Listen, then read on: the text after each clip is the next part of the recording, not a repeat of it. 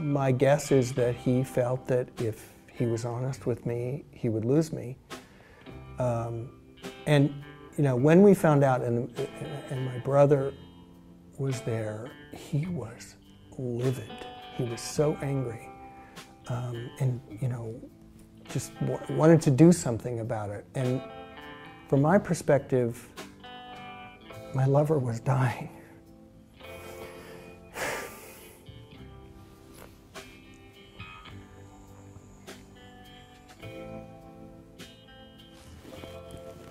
So that was the most important thing. And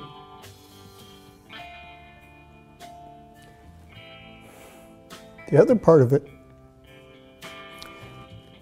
it just didn't matter. I mean, it mattered, but it wasn't the most important thing. And it's just, you know, it's something I'll never know. But I'm pretty sure that he valued the relationship enough, but he also feared rejection. I'm Michael Lincoln. I'm a professional lighting designer, and I teach and am head of the theater division at Ohio University. Michael McDonald, I met him actually very shortly after I came to Ohio. Michael was interested in the arts and, you know, got as far away from his hometown.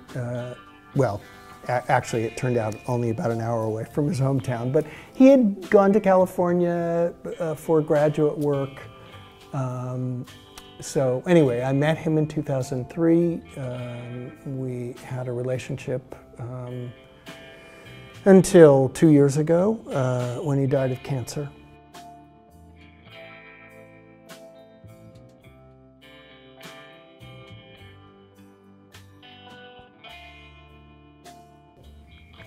When I went to pick him up to bring him home, he showed me his release papers from the hospital. And on the front page it said HIV positive. And I didn't know that. So it was quite a shock.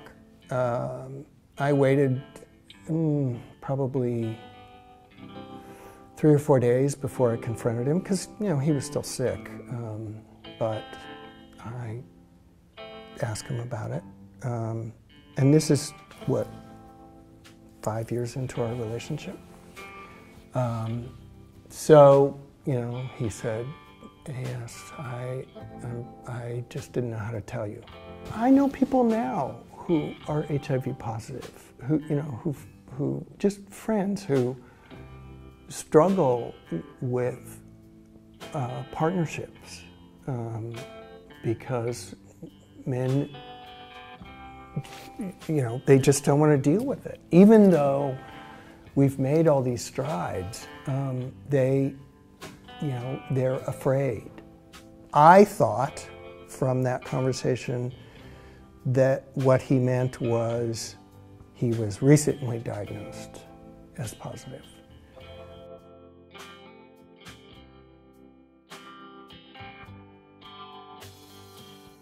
We found out that he had, I think, contracted AIDS when he had gone to California. That was the reason that he had come back.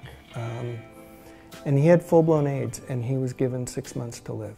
He was an extremely determined man, Irish Catholic, really strong-willed. And he, through whatever medical things they did, but also through exercise and diet, he came back from full-blown AIDS. The young people now they just don't have the kind of baggage we had in my generation about coming out, which is fantastic.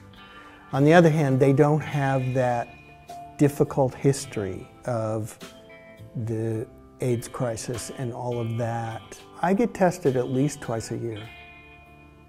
And maybe I'm one of those people who just is completely resistant. I've never tested positive, and it's a miracle. I still love Michael. And it's a mystery as to why he did what he did, but it doesn't overpower the fact that I loved him.